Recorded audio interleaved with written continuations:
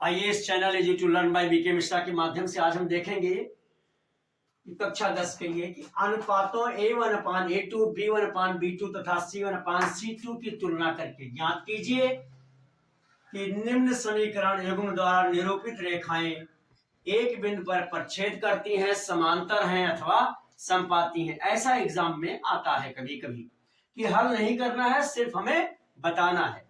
तो हम इस पहले का देखते हैं, इसी के सामने देख लेते हैं। हमारा a1 है 5, ये पहला समीकरण है, इसलिए यहां है a1 बराबर 5 हो जाएगा और यहां b1 बराबर हो जाएगा -5 और यहां c1 बराबर हो जाएगा 8।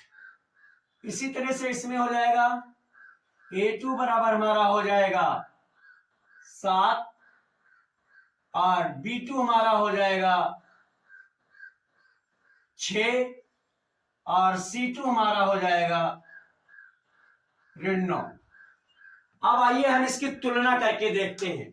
a1/a2 इसकी हम यहां आगे तुलना करेंगे। a1 हमारा है 5 a1 और a2 हमारा है 7।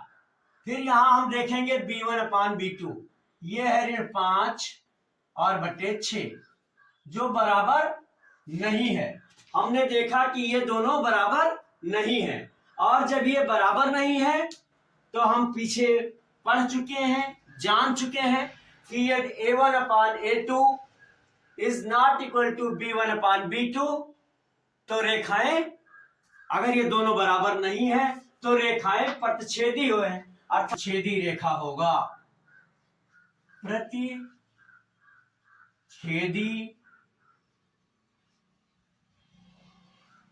रेखाएं होंगी, प्रतिच्छेदी रेखाएं होंगी। ये पहले का था। अब इसी तरह से हम दूसरे का कंपैरिजन करते हैं। यहां मेरा a1 है 9 और a2 है 3, अरे सॉरी b2, और a1 है 9 और b1 है 3 और c1 है 12। इसी तरह से हमारा a2 है 18 और b2 है 6 और c2 है 24। अब आइए हम इसका कंपेयरिंग करते हैं। a1/a2 लिखते हैं तो a1/a2 में हम लिखेंगे 9/18। दूसरा हमारा b1/b2 है जो 3/6 है और c1/c2 है जो 12/24 है। अब हम देखेंगे इसे रिड्यूस करें, छोटा करें तो ये दोनों 3 से कट जाएंगे, बल्कि हम 9 से ही सीधे काट दें। 9 एकम 9, 9 दूनी 18, 3 एकम 3 और 3 दूनी 6, 12 एकम 12 और 12 दूना 24। यानी इस प्रकार हम देखेंगे कि ये सारी रेखाएं ये सभी बराबर हैं। a1/a2 equal to b1/b2 equal to c1/c2। हमने रिड्यूस कर लिया करेंगे, हम उसे कम कट करके, अगर कट हो जाता है तो काट करके देख लिया करेंगे। और इस तरह से हमने देखा कि 1/2, 1/2 और 1/2 ये सारे बराबर आए। जब ये a1/a2 equal to b1/b2 equal to c1/c2, अगर ये सभी बराबर होंगे तो रेखाएं संपाती होंगी। ये संपाती रेखाएं हैं।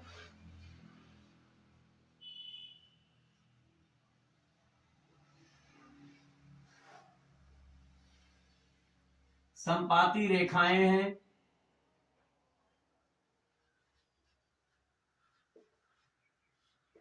और अगर ये भी हमें बताना होगा कि इसके हल होंगे कि नहीं, तो इसके कई हल होंगे।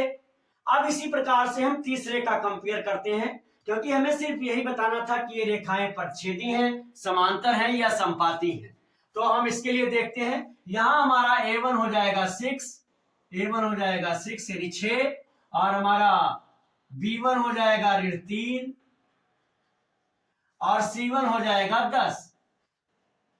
इसी तरह से हम दूसरे वाले समीकरण से लेंगे। यहां हमारा A2 हो जाएगा 2, B2 हो जाएगा ऋण 1 क्योंकि y का गुणांक 1 है, और C2 हो जाएगा 9। अब हम इसको बराबर करके देखेंगे।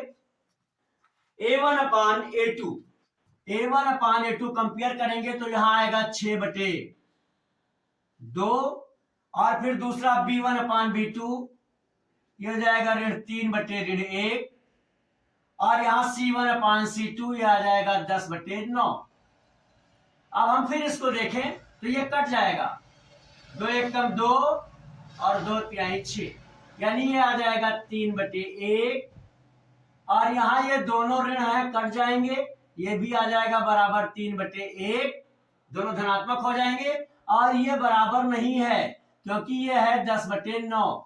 अब हमने यहां देखा कि A1 upon A2 is equal to B1 upon B2 is not equal to C1 upon C2, और अगर ऐसा है कि A1 बटा A2 बराबर है B1 बटा B2 के और C1 बटा C2 बराबर नहीं है, तो ये रेखाएं समांतर रेखाएं होंगी। इसके लिए हम लिखेंगे समांतर रेखाएं हैं, समांतर रेखाएं हैं।